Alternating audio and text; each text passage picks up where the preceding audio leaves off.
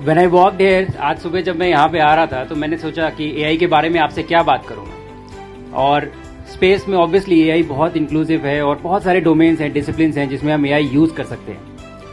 पर वो 5 मिनट जब मैं बाहर था और बच्चों के पोस्टर्स देखे मैंने, A3 साइज पोस्टर्स जो उन्होंने बनाए थे और कैसे कैसे एप्लीकेशंस उन्होंने दिखाए, तो मैंने सोचा मैं तो आपको क्या ही पढ़ाऊँगा, आप ही मुझे बताएंगे कि एआई कैसे यूज़ किया जाता है। 25 जून 2025 को जब मेरा मिशन फ्लोरिडा से लॉन्च हुआ था, तो 41 ईयर्स के बाद भारत का झंडा दोबारा से स्पेस में पहुंचा, 41 साल के बाद। और सबसे बड़ी गर्व की बात जो थी, जब मैं वहां पहुंचा और जब वहां से बातचीत करना शुरू की, जब ऑनरेबल प्राइम मिनिस्टर के साथ बात हो रही थी, तो इंटरनेशनल स्पेस स्टेशन पे पहली बार हिंदी भाषा का प्रयोग हो रहा था, जो कि आज से पहले कभी हुआ नहीं था। बट चैलेंज ये है कि आप चाहे कितनी भी तैयारी कर लें, लाइफ हमेशा थोड़ी सी डिफरेंट होगी। जिस तरह के चैलेंजेस वो आपको थ्रो करेगी, वो डेल्टा जो है, वो चेंज जो है, वो आपको अपनी कैपेबिलिटी से नेविगेट करना है, वो गैप आपको ब्रिज करना है। और I am confident with the talent you have, you will always be able to do it very effectively. Your mind is an extremely powerful tool. If you decide something, if you want to achieve something, if you want to accomplish something and you decide it in your mind will make you work for it and it will help you achieve it. That is the power that is there, the power of belief. So please cultivate that skill of believing it that you can do these things. Like I was saying, AI is a tool to do things, tool to accomplish things.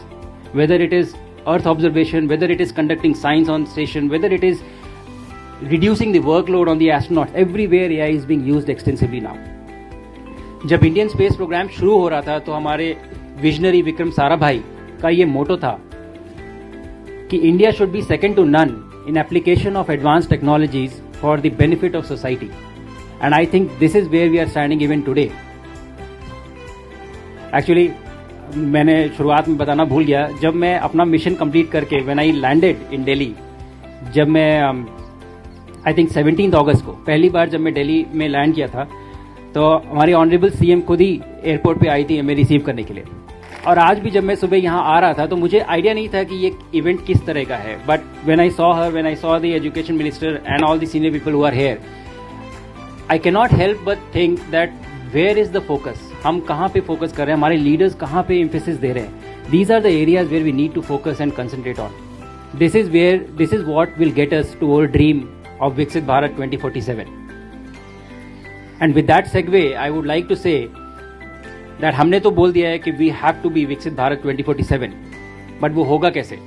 वो आप लोग करेंगे, जो ये बच्चे बैठे हैं इन chairs पे, you will do it for us.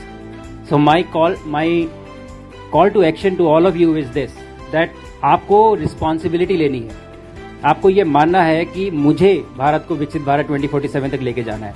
ये मेरी जिम्मेदारी है, ये आपकी जिम्मेदारी है, ये हम सबकी जिम्मेदारी है, ये किसी और का काम नहीं है, ये मेरा काम है। And when you start believing that, you will contribute to this and we will reach there much before than 2047.